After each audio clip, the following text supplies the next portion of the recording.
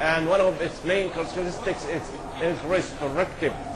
That is to say, it's restricted to the book of Allah and the Quran and the Sunnah of the Prophet Muhammad now, in terms of format and postures.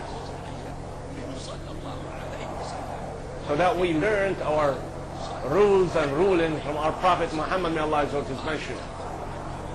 And he, in his farewell pilgrimage, he said, learn from me the rituals of Hajj.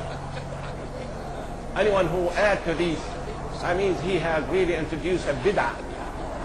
Because he said, whoever introduces anything into our faith, it will be rejected. And amongst the characteristics of acts of worship, it's the means of nearness to Allah.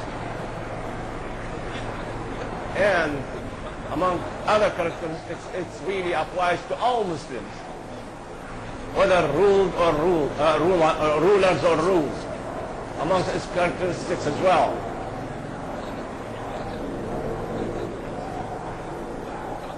It is preconditioned by the existence of the intellectuals. If a person does not have it, he's no longer obliged to follow it.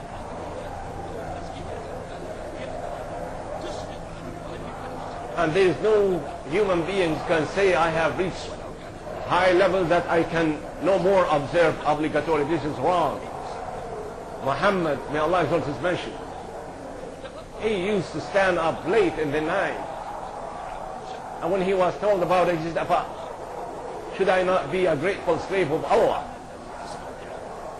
And Allah took him to the seventh heavens. Praise be to him, the one who took his slave from the inviolable house into Jerusalem. And amongst the other characteristics of acts of worship, the direct connection with Allah. That is to say, through beseeching him and begging him and supplicating him. Regardless, because he knows what man hides, what man publicizes. And when my slaves ask you about me, tell them I respond to the supplicants when they supplicate me. Therefore, they should be grateful to me, so that I may show them mercy. And don't create disobedience on earth. And supplicate him out of fear and out of hope. Because Allah is so close to the pious people. Amongst the other characteristics of acts of worship, it varies. Some of the acts of worship is physical, some of it financial, and some combines all this, like Hajj for instance. And that all really will help man to gain more rewards. And amongst its characteristics, it should be done in public, like prayer. It should be done in public. Likewise, zakat as well, to give it in public. And Hajj, likewise. And among the characteristics of acts of worship is to relieve man from difficulties. It's a faith of ease. It has very positive activities. It really helps a person to be better human being, and it enjoins good and forbids wrong and forbids the abominable amongst what Islam has organized in transactions of people amongst themselves, and he made it clear for us what is lawful and what is unlawful. And whatever harmful, Allah has made it unlawful for man to consume. Whatever is good, he really proved that in his Quran, and he encouraged us to do that. He has created us and created all human beings, and he commanded us to really consume what is good and pure and not to follow the steps of Satan. And he has told us that the original base of all interactions is the lawfulness. And also the purpose of this Islam is to preserve the intellect, preserve the wealth, preserve the blood, preserve and the posterity.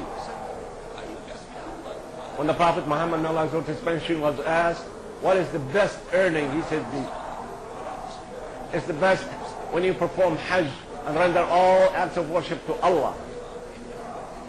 But don't waste and squander your wealth, because those who do so are the brothers of Satan.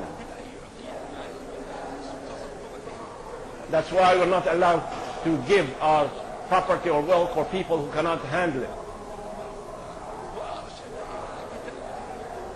And Allah has guided us to write down our contracts, to reduce them to contracts. And that's why Allah says, whenever you have a transaction, write it down. Amongst its characteristics as well. That's the wealth that Allah has granted man.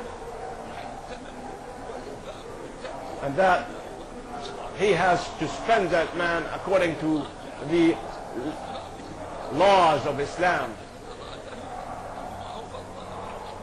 Allah has exalted some of us above others. It's as a test,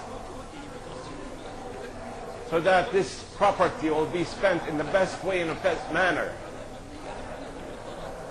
It is also, these transactions are based on warding off evil and harm.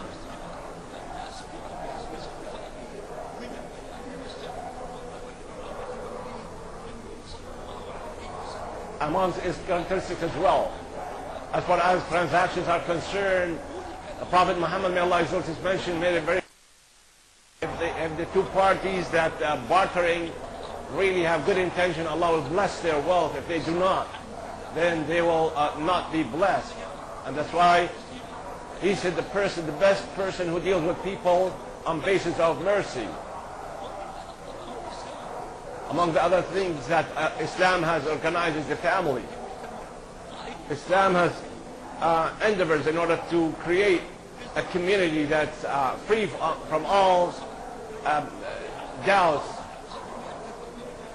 And the family in particular, he made all the rules in order to be adhesive structure. That's why the family is really the core of the society.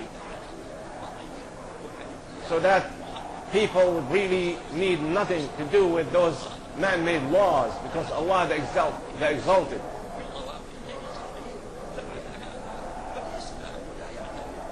And he made those ties, legal ties, the basis of the family and the community, and that's why he made unlawful for us fornication and adultery, so that to preserve the family and really maintain good code of ethics.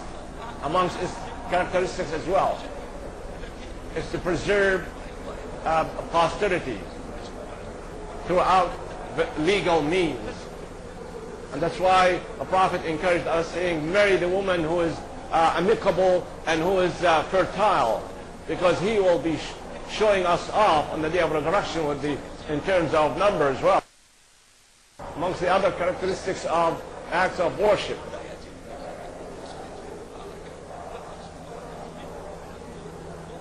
and the relationship between the family members really is one of the characteristics that to base the whole community on it, because this love amongst the family members would really give it health and the balance as well. This is another characteristics of the Islam.